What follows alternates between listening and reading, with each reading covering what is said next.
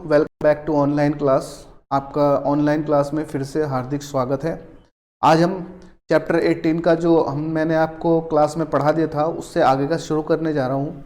ठीक है, जो चैप्टर 18 है शरीर, द्रव तथा परिसंचरण। ठीक है, इसको इंग्लिश में कहेंगे body fluids and circulation. Okay, इसको स्टार्ट करते हैं। पहले तो हम सबसे पहले लसिका की संरचना पढ़ेंगे, उसके बाद लसिका और रुधिर में अंतर पढ़ेंगे, देन उसके बाद आगे का जो टॉपिक है लसिका तंत्र के बारे में वो आगे हम पढ़ेंगे। ठीक है, तो आज मैं सिर्फ आपको लसिका की संरचना और उसके कार्य, ठीक है, और उसमें रुधिर और लसिका में अंतर के बारे में पढ़ाऊंगा। ठीक है, उसके बाद आगे का जो टॉपिक होगा आपका वो होगा लसिका तंत्र के बारे में। ठीक है, कि लसिका तंत्र कैसे कार्य करता है। ठीक है, ओके, अब मैं शुरुआत करता हूँ सबसे पहले लसिका की संरचना से। ठीक है, तो लसिका की संरचना में जब क्या लिखा हुआ है, जब रुधिर ऊतक की कोशिका से होकर गुजरता है तब जो बड़े प्रोटीन के अणु होते हैं और संगठित पदार्थ उनको छोड़कर जो रुधिर में खून में जो होता है जल और घुलनशील पदार्थ निकल जाते हैं। इस तरल को ऊतक द्रव कहते हैं। देखो, इसको बिल्कुल सिंपल लैंग्वेज में क्या कहेंगे बच्चों, सिंपल लैंग्वेज में इसको कहेंगे मवाद। ठीक है, मवाद तो आप जानते हो, जब चोट लग जाती है तो उसके बाद खून जमने लग जाता है तो मवाद भी निकल आती है। उसका कैसा रंग होता है, हल्का पीला सा रंग होता है। ठीक है, तो उसी के बारे में हम लसिका उसी को कहेंगे। ठीक है, हिंदी में उसको लसिका कहते हैं और सिंपल लैंग्वेज में उसको मवाद कह देते हैं। ठीक है, उसी के बारे में पढ़ने जा रहे हैं हम लोग। ओके, अब बात करते हैं कि ये प्लाज्मा के समान ही खनिज पदार्थ होते हैं इसमें।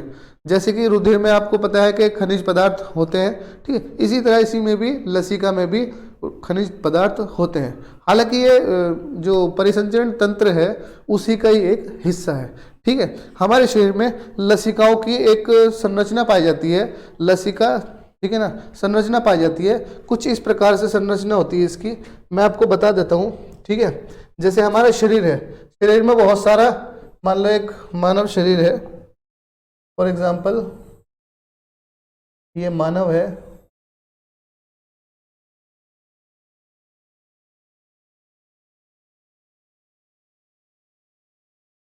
ठीक है, तो बहुत सारी संरचना ऐसे बनी होती है। ठीक है, पूरा जैसे जाल फैला होता है ना, इसका हमारे नसों का जाल फैला होता है, तो इसी तरह इसमें भी जाल फैला होता है जगह जगह, लेकिन इसमें होता क्या है, गांठें बनी होती हैं। ठीक है, गांठें बनी होती हैं, बहुत सारी अलग अलग गांठें बनी होती हैं पूरे शरीर में जगह जगह। आप यहाँ पे देखोगे, यहाँ पे भी तो आपको गांठ महसूस होगी। ठीक है, इस प्रकार अलग अलग जगह गांठें बनी होती है। उन गांठों में से क्या निकलता है बच्चों, लिम्फोसाइट्स नाम के जो कोशिका होती है वो निकलती है। ठीक है, लिम्फोसाइट्स में होता क्या है कि जो लिम्फोसाइट होती है वो बाहरी पदार्थों का भक्षण करती है। ठीक है, लिम्फोसाइट्स निकलती हैं जिसमें हम वाइट ब्लड सेल्स भी इसी से प्राप्त करते हैं। ठीक है, वाइट ब्लड सेल्स जो होते हैं यानी कि WBC या श्वेत कणिकाएं भी इसी में ही होती हैं। ठीक है, ओके, हमारे रुधिर का तो रंग लाल होता है, लेकिन इसका जो रंग होता है हल्का पीला होता है। ठीक है, अब ओके आगे बढ़ते हैं हम लोग। तो इसमें प्लाज्मा के समान ही खनिज लवण पाए जाते हैं। रुधिर तथा कोशिकाओं के बीच, रुधिर यानी कि खून, और कोशिका यानी कि सेल के बीच में ये आदान किसी भी खनिज पदार्थ वगैरह का आदान प्रदान करने का कार्य करता है। ठीक है, आगे बढ़ते हैं। तो इसमें मैंने आपको बताया पीछे डायग्राम बना के, एक बहुत लंबा जाल सा होता है हमारे पूरे शरीर में, जिसमें गांठें पाई जाती हैं। ठीक है, वो एक लिम्फेटिक सिस्टम कहलाता है, पूरा जो जाल कहलाता है लिम्फेटिक सिस्टम यानी कि लसिका तंत्र। ठीक है, लसिका रंगहीन द्रव है, मतलब ये हल्का पीला होता है, वैसे तो हल्का पीला होता है, लेकिन इसको हम अगर बातें करें तो ये रंगहीन द्रव है, जिसमें क्या क्या पाए जाते हैं, लिम्फोसाइट पाए जाते हैं। लिम्फोसाइट क्या करते हैं बच्चों, लिम्फोसाइट बाहरी पदार्थों का भक्षण करते हैं।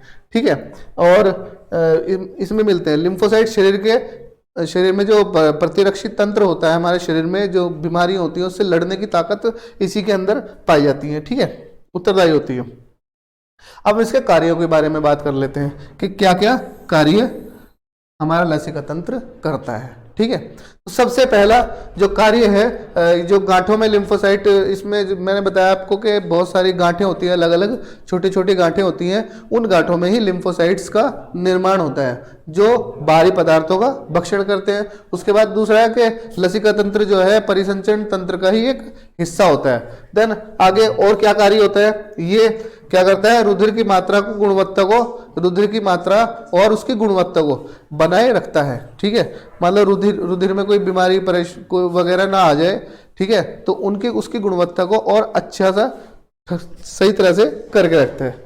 ठीक है, और अब हम इनके अंतर पढ़ लेते हैं कि इनके बीच में अंतर क्या है, किसमें, रुधिर और लसिका में अंतर क्या है।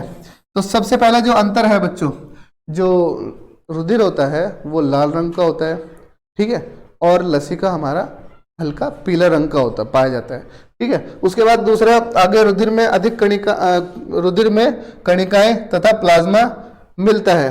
ठीक है, कौन सी कणिकाएं मिलती है, लाल कणिकाएं, रुधिर में हमें लाल कणिकाएं मिलती है और प्लाज्मा मिलता है, जबकि जो लसिका होती है उसमें प्लाज्मा तो मिलता ही मिलता है, लेकिन इसमें श्वेत रक्त कणिकाएं होती है, श्वेत कणिकाएं पाई जाती हैं।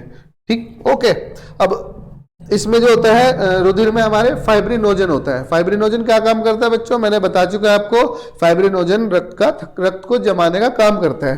ठीक है, लेकिन लसिका में जो होता है फाइब्रिनोजन बहुत कम मात्रा में पाया जाता है, ये जमाने का कार्य नहीं करता है। आप देखते होंगे चोट लग जाती है, थक्का जम जाता है, उसके बाद पीला पीला सा पदार्थ निकल कर आता है, वही तुम्हारा लसिका होता है, मवाद होता है वो।